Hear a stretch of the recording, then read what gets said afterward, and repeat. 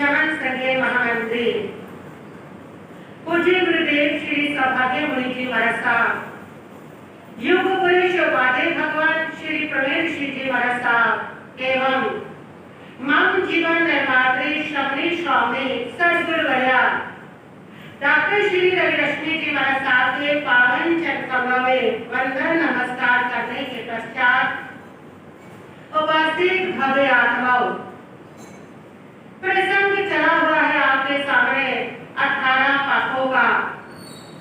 भगवान महावीर स्वामी ने 18 प्रकार के पाप बताए हैं। इसका वर्णन इसलिए किया गया है कि इन पापों को जानो, जागो और त्यागो। जब जानेंगे नहीं तो पाप त्यागेंगे भी नहीं, और जानेंगे तो पता चलेगा कि इन पापों से हमें नुकसान क्या होता है, इन पापों से हमारा अहित क्या होता है, इन पापों का हम किस प्रकार दुख भोगते हैं, जान करके ही पता चलेगा। और जब पता चलेगा तब उसको छोड़ भी सकेंगे। इसीलिए इन 18 प्रकार के पापों का वर्णन आप लोगों के सामने चल रहा है। आज इस पाप की वर्णन बात कर रहे हैं। वह पाप है लोभ। 9वां पाप लोभ, सबसे खतरनाक है लोभ।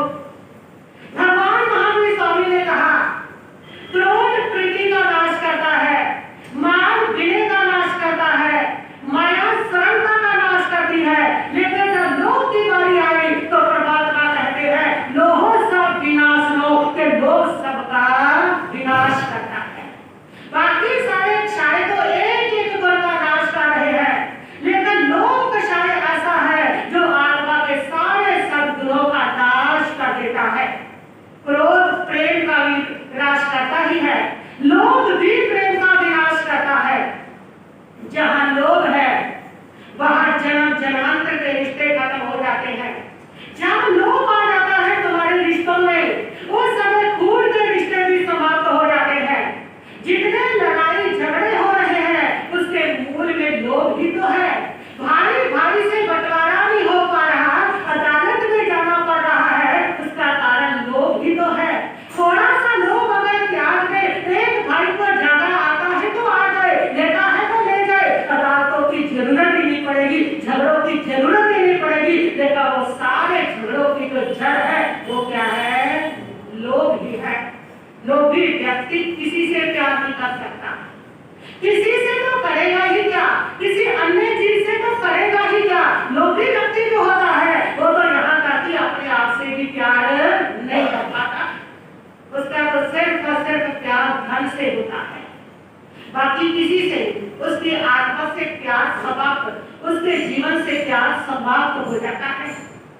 कहते हैं कि एक शेर था, बड़ा कंजूस था, मक्खी चूस था, और वह बीमार पड़ जाता है। जब बीमार पड़ गया तो इलाज नहीं कर पाया कि पैसे खर्च हो गए और बीमारी बढ़ती चली गई।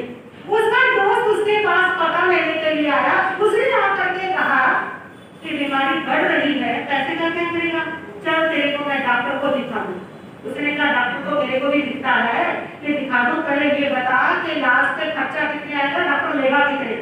उसने कहा अरे जान बची लाखों पाए, अपनी जान से बढ़ करके क्या है, लेना है सो ले लेगा, तू चल पहले इलाज करा।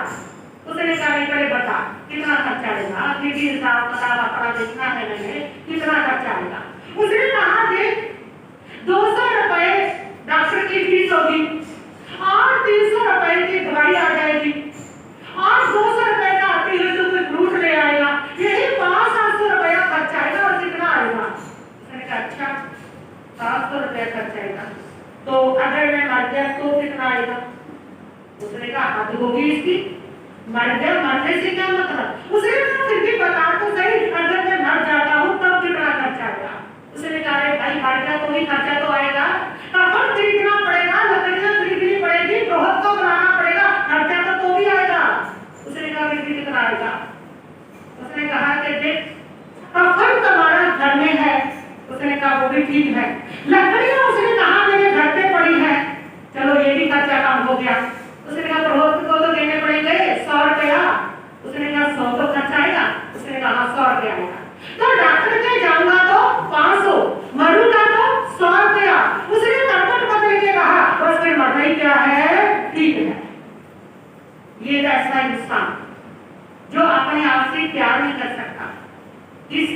लोभ के कारण वो दूसरों से क्या प्यार करेगा। जितने प्यार घर के अंदर है ना, वो सारे लोभ के कारण है। जब तक व्यक्ति को लगता है माता पिता के पास धन दौलत है, तब तक तो उसको प्यार करते हैं, और जैसे धन दौलत निकल जाती है हाथ से, तो उसी माता पिता को ठकरा देते हैं। एक बहन थी, भाई के साथ बहुत प्यार था उसका, बहुत फिक्र करती थी, बार बार भाई के पास आती थी, जाती थी, घर में बनाती थी 36 प्रकार का भोजन भाई के लिए तैयार करती, मेरे भाई ने आना, मेरे भाई ने आना, और उसको ठूस के खिलाती। देख खाता नहीं, कितना कमजोर हो गया है, ध्यान नहीं रखता, ये खा ले, हलवा खा ले, बादाम खा ले, ये खा ले, वो खा ले, बड़ा प्यार था। और भाई इसको खूब देता था, बहन भी खूब प्यार करती थी। एक दिन भाई का दीवाना निकल गया, गरीबी आ गई बुरी तरह से। अब भाई ने बहन को बुलाया तो वो कहती है कि भैया समय नहीं है मेरे पास, तो कि मैं तेरे पास आ जाऊं।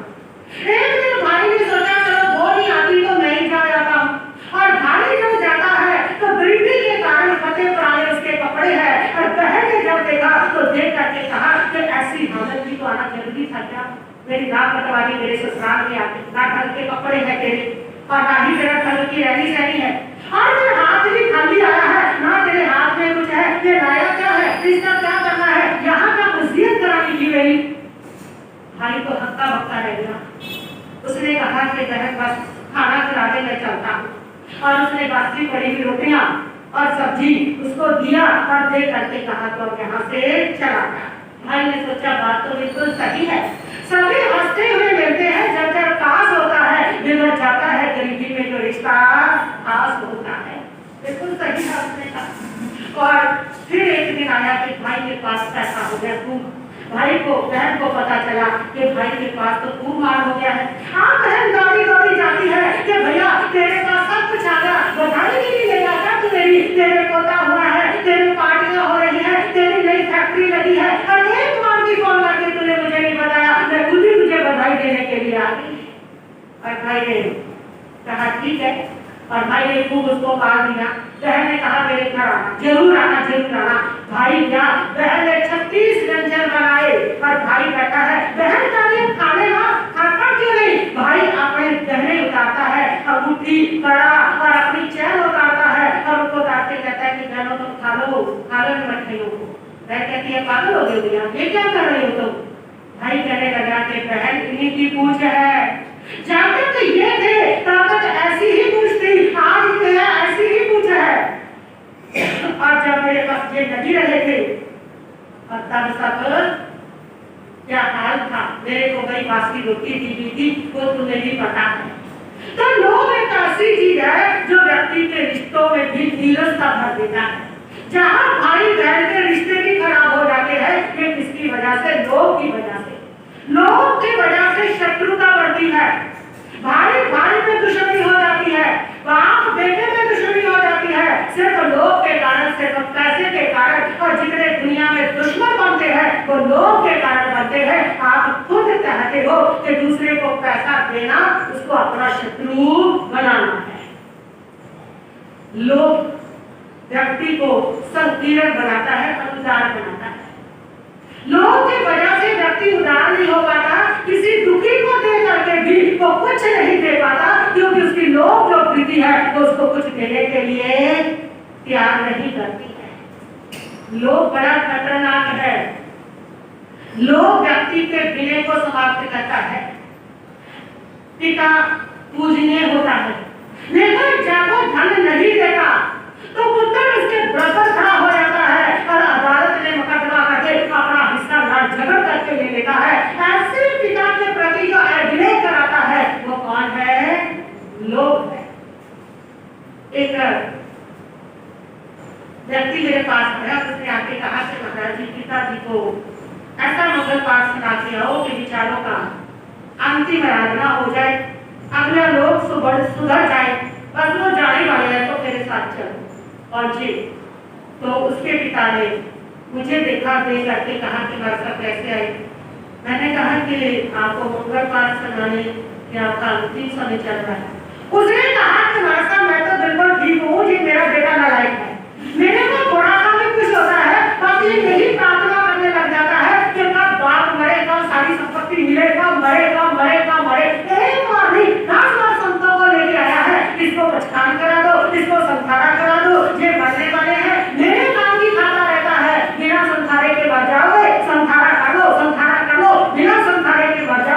है ही निकम्मा, ये हर समय मेरी मौत देता है। लेकिन आज मुझे बहुत दुख हुआ है ये देख करके।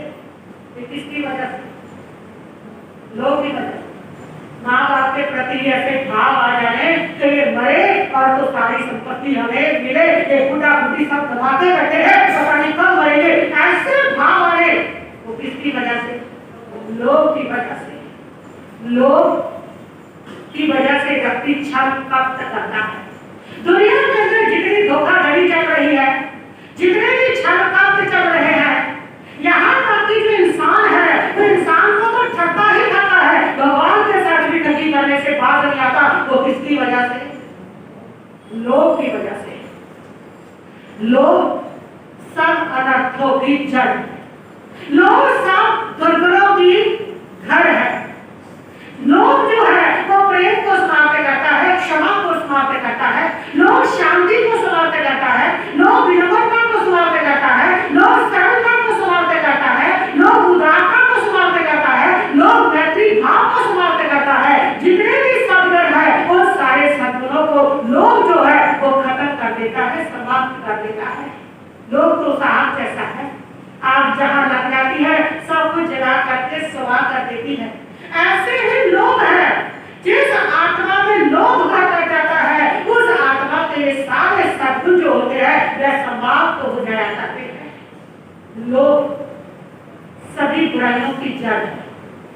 हमारे समाज की बड़ी बुराई, बहुत बड़ी बुराई, जिसके ऊपर पता नहीं हजारों बहुएं दहेज की भेंट चढ़ी है, वो बुराई है दहेज की बुराई।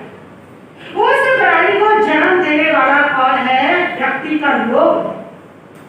रिश्वत देना, ये किसके लिए ये बुराई चल रही है हमारे देश में? किससे सारे लोग दुखी हैं? लोग की वजह से। मिलावट, जिसको खा खा करके सब बीमार पड़ रहे हैं, ऐसा मिलावट का सारा सामान किसकी वजह से ये बुराई हमारे देश के अंदर है? सिर्फ और सिर्फ लोग की वजह से। लोग बुराइयों की जड़ है, लोग सारे पाप का बाप है। जितने झूठ, ठगी, चोरी, हिंसा के पाप है वो सारे लोग की बदौलत होते हैं। इसलिए लोग को ही पाप का बाप कहा गया है।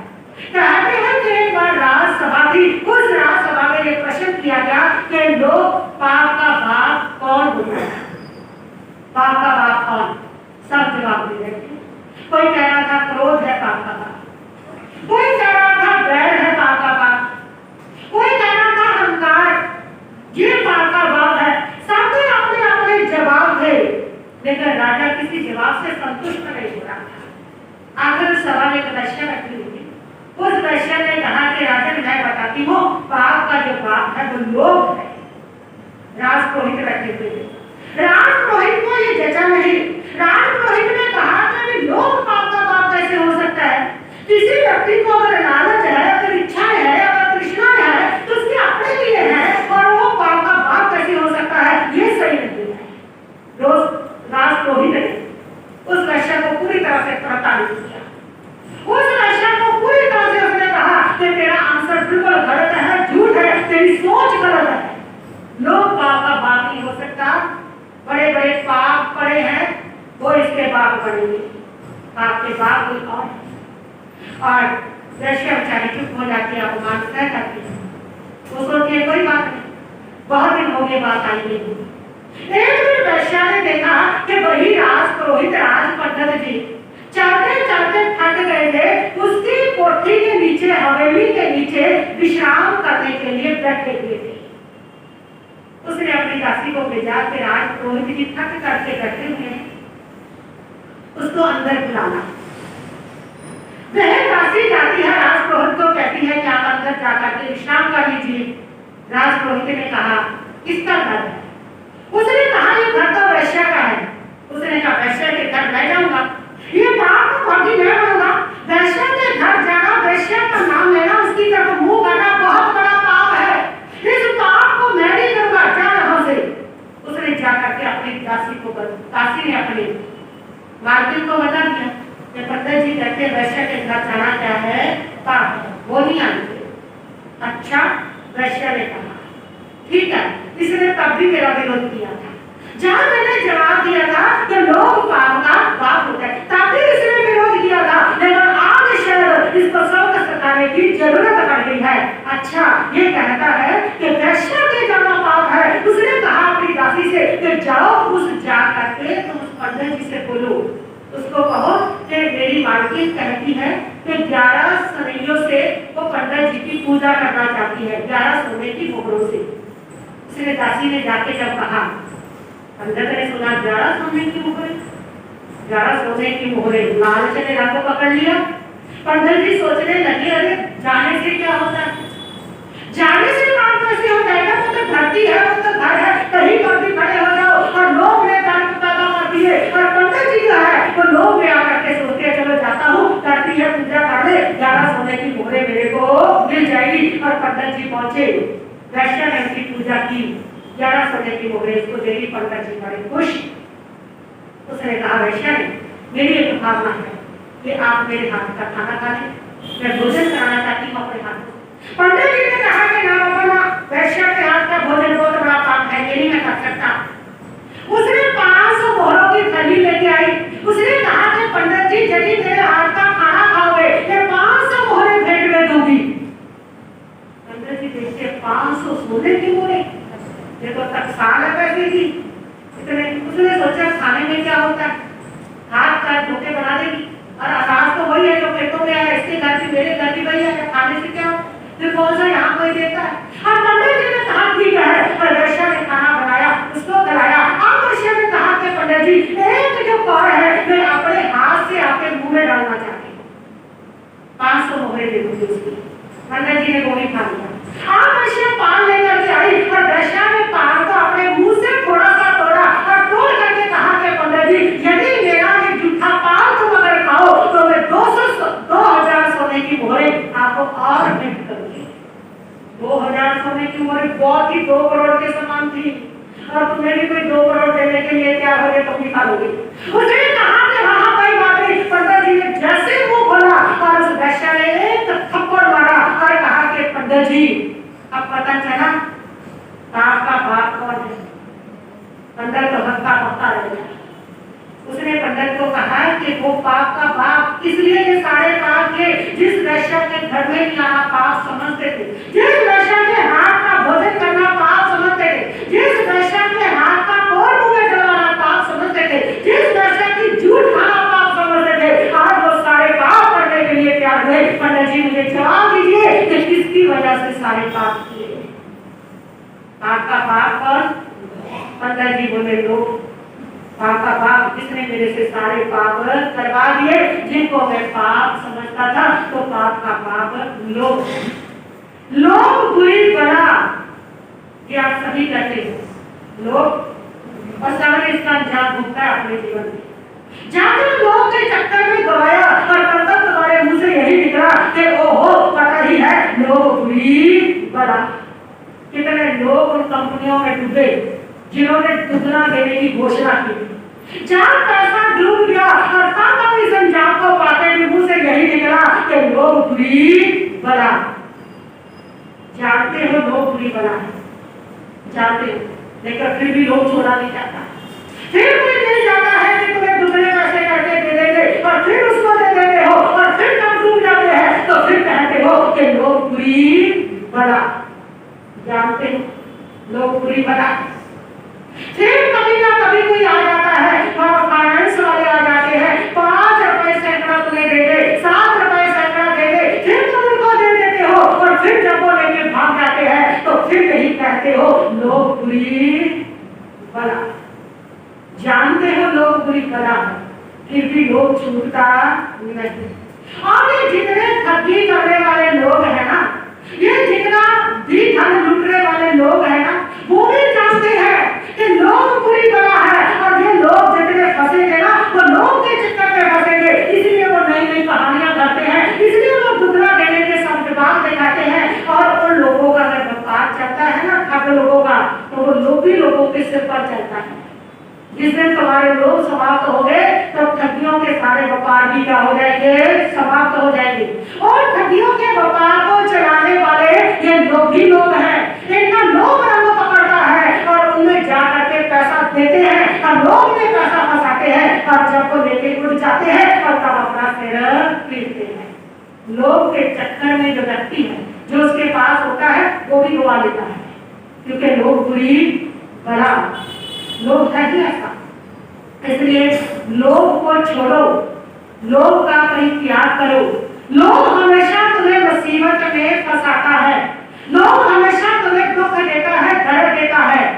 कहते हैं कि क्रोध मान ये तो उम्र के साथ कम हो जाते हैं। क्रोध मान काम ये तीनों ही उम्र के साथ कम हो जाते हैं, लेकिन लोग एक ऐसा विषय है जो उम्र के साथ कम नहीं होता बल्कि बढ़ता चला जाता है। तुमने देखा होगा बुढ़ापे में व्यक्ति को ज्यादा लोग होने लग जाता है। जितने बूढ़े हैं ना, उनको देखो अच्छे से चाबी पकड़ के बैठे हैं, देख भी रहे, घर में झगड़े इसलिए हो रहे हैं कि छोड़ दो और छोड़ दो, बहुत हो गया, देखो वो नहीं छोड़ दे, ज्यादा हो जाता है। लोग एक व्यक्ति का बीमार हो गया था, उसको टीएमसी में जब भर्ती कराया तो वहां बार बार एक ही बात को बोलता रहा कि चाबियां कहाँ, चाबियां कहाँ। घर वाले कहते हैं दुकान की चाबियां है तुम्हारे पास है, वो घर पे भूल गए। उसने रट्टी नहीं छोड़ी, ये चाबी दो चाबी दो चाबी दो। वो दोबारा वापस घर आए, चाबी लाके दी, उसको पकड़ाई, तब जाके उसको थोड़ी शांति मिली। ठीक होने पर जब घर पर लेके आए तो उस व्यक्ति ने कहा घर नहीं जाऊंगा, सीधे दुकान पर लेके जाओ, वहां पर जाकर के मैं देखूं कि दुकान का क्या हाल कर दिया तुमने, कहीं सारी दुकान का सत्यानाश तो नहीं कर दिया।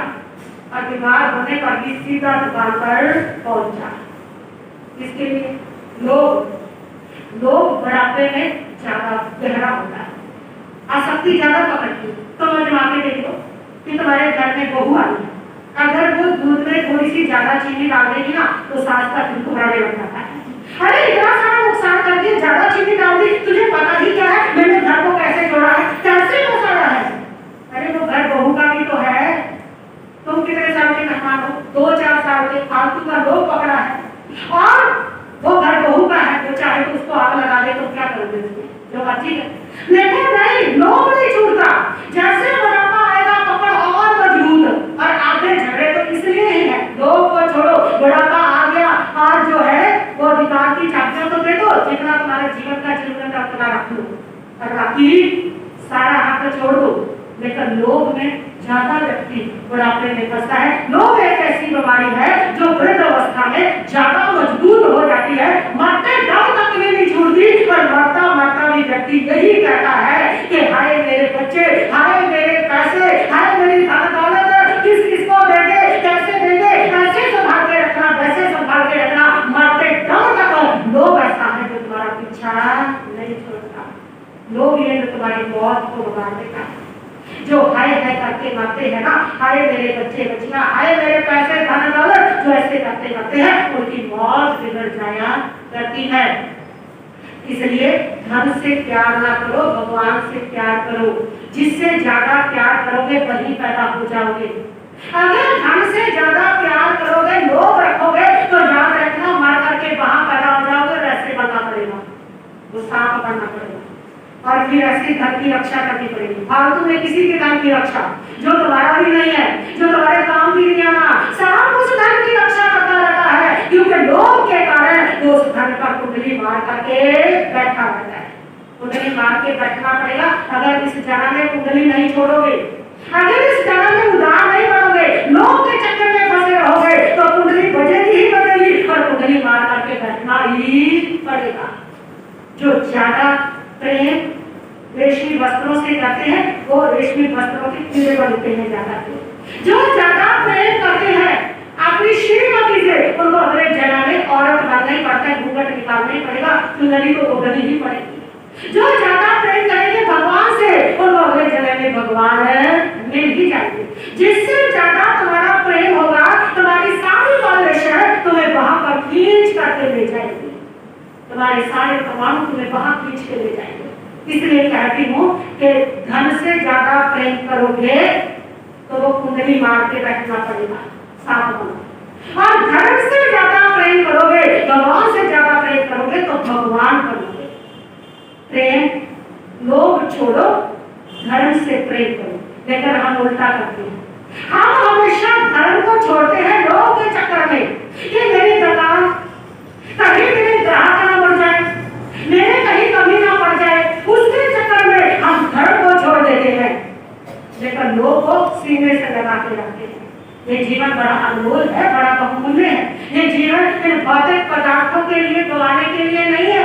ये जीवन लोग के पीछे विनाश करने के लिए नहीं है। ये सारे पदार्थ नश्वर है, यही रहे हैं। अपने जीवन के मूल्य को समझो, उसके अर्थ को समझो और उसके अर्थ को समझ करके कुछ समय अपना धर्म आराधना के लिए फिक्स करो कि मुझे जयवाणी सुननी है, मुझे 1 घंटा प्रवचन सुनना है और मुझे धर्म आराधना करनी है, सफाई करनी है और उसके बाद अपनी दुकान पर जाना है। लेकिन लोग है वो आपको धर्म में नहीं आने देगा, तो सबसे पहले आपको अपने कामों में खींचता है। इसकी वजह से धर्म त्यागते हो सिर्फ और सिर्फ लोग की वजह से।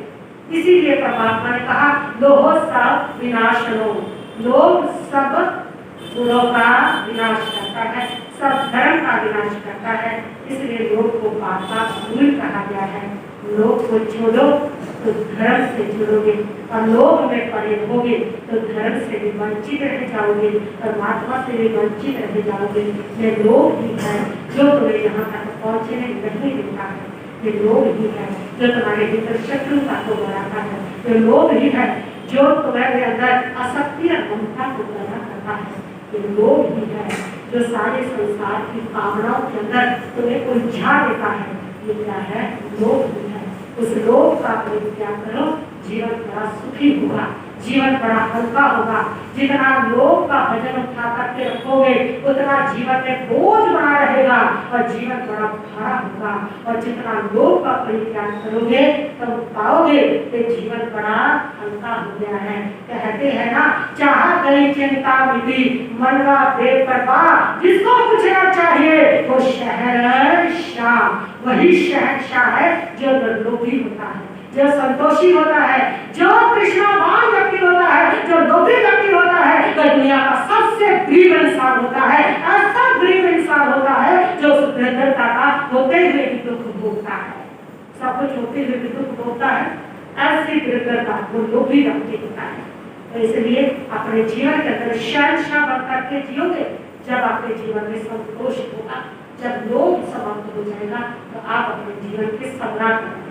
आइए अपने जीवन के सम्राट बन के जिए। अगर जहाँ पर सम्राट का जिंदगी जिएंगे, निर्लोभी होकर के, तो आगे भी सम्राट के रूप में पैदा होंगे।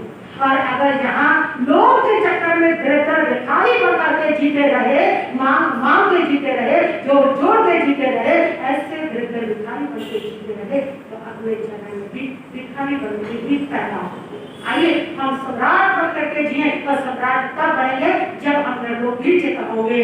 और जिसको पूछना चाहिए वही शहंशाह, जिसका लोभ समाप्त हो जाता है, वही दुनिया का सम्राट बन करता है, वही जीवन का सम्राट बन करता है।